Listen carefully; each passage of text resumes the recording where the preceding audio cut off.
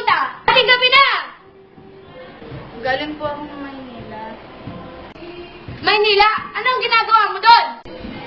Puro lakwat ka ka eh! Nagkaroon po kasi kami ng meeting tungkol po sa kalikasan. Papahalaga po ng ganyan. Ganun po. At ngayon, pakalam ka sa kalikasan? Anong alam ba ang kuha mo dyan sa kalikasan? Mas mabuti pa dito ka sa bahay kaysa lakwatsa kayo lakwatsa eh!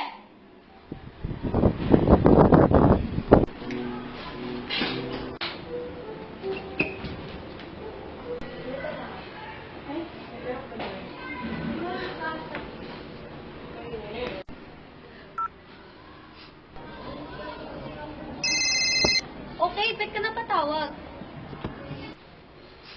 Claire, Umiiyak ka ba? bukas ka na sa ikukwento. Dito tayo sa paborito kong lugar. Bye! Huwag mo nga akong pakabahin. Uy, Kate! Kate! Ay, pinabahan niya na ako. Anong problema nun?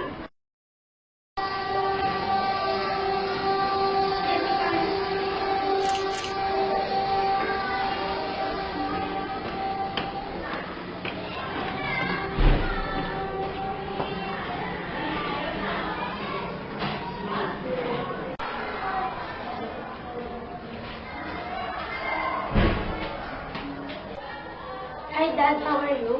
Oo, anak. Nandito ko pala. Eto, Mrs. Tambawa, ikaw. Okay lang naman ako, Dad.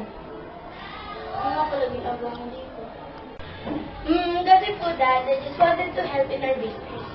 Then, if you want to help, tulungan mo kami magtambak ng tindote para dumami yung ating brand. Sige po, Dad. I can do that with my best friend. Right, Monica? Of course, and Bye, Monica. Bye, Daddy. Bye, Tito.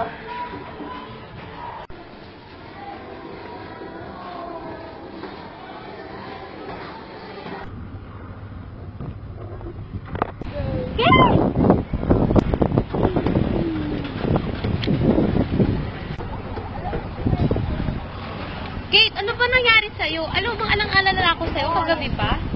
Ano ka ba? Okay lang ako. Sadyang nasaktan na ako sa sinabi ni Nana. Basta late ka na nang uwi, no? Pinagalitan ka na din ni tita.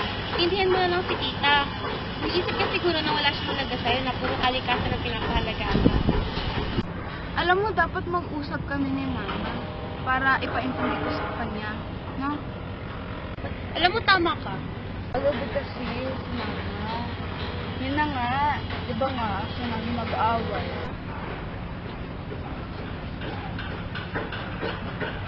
Pinagalitan mo ako. Sabi-sabi ko sinabi ko. Hello? Wait! I think this is the right place. Call your dad. I think he will like it. Wait, tara yun ang pinag-uusapan nila? Hello, Dad? Nakita ko na po yung pagtatayuan ng pinakamalaking branch natin. Oo nga, no? Yes po, mabilis po, no? Opo, tomorrow will be a great day para sa atin dahil tatanggalin na yung mga puno, halaman at mga damo dito para mas maging maganda. Ano ba yung naririnig ko? Sige po, Dad. Bye.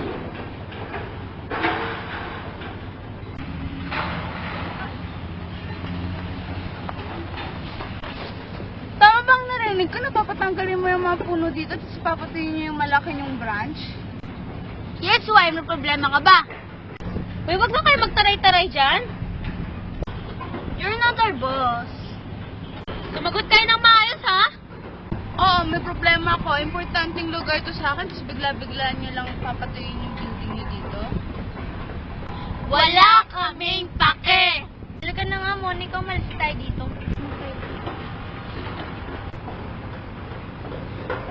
Huwag niyo nga kami basta-basta tatalikuran! Tama na! Tama na, Kate! Tama na! Tama ka! Kate! Tama na! Kate! Tumigil nga kayo!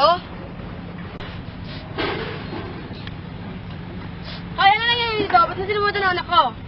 Huwag na una! Kate! Ba't mo ba ginawa yan? Alam mo ba pwede ka makulong sa mga ginagawa mo? Di mo kasi ako naintindihan, ma! Hindi kita pinalaki yung ganyan. Para sagot-sagutin lang ako! Ma'am, mali po yata yung pagselfie niyo sa anak niyo.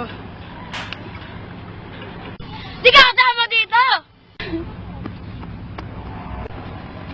Hoy, Kate! Di ba tayo dyan ba?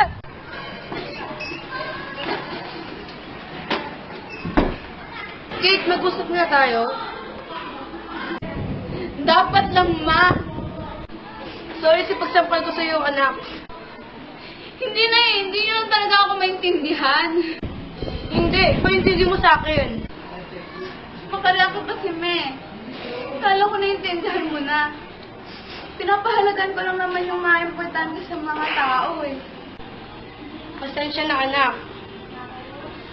Ngayon ko lang naintindihan na gano'n pala ang nararamdaman mo. At ngayon ko lang nalaman na gano'n pala ka-importante sa mga taong kalikasan. Pero, bakit mo pala pinaprotektahan ng puno doon? Basta Basan.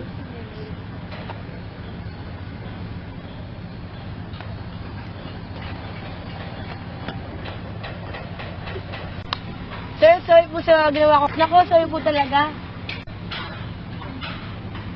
Okay lang, ma'am. Sorry po pala. Ba't di din po pala ako nang ialam? Ako po si Jose. Wag ka na po. Okay lang. Ako nga pala si Jane. Hanggang dyan ka lang! At bakit? Sa inyo ba itong loting to? Ayan na naman kayo eh. Di mo naman kailangan itong punong te. Ba't ba pinoprotektahan niya? May sira ka ba sa ulo? Makapagsalita ka sa anak ko ha. Parang ikaw wala ka siya sa bibig.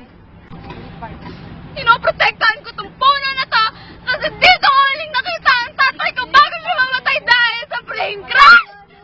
Sobrang lungkot ko kasi akala ko makikita ko pa siya habang nabalitaan ko na patay na pala siya! Wait, wala ka na palang tatay? So, pares pala tayong isa na lang magulang. So, namatay din yung mama mo? Paano siya namatay? Pwede ba hindi ko na ikwento? Okay lang.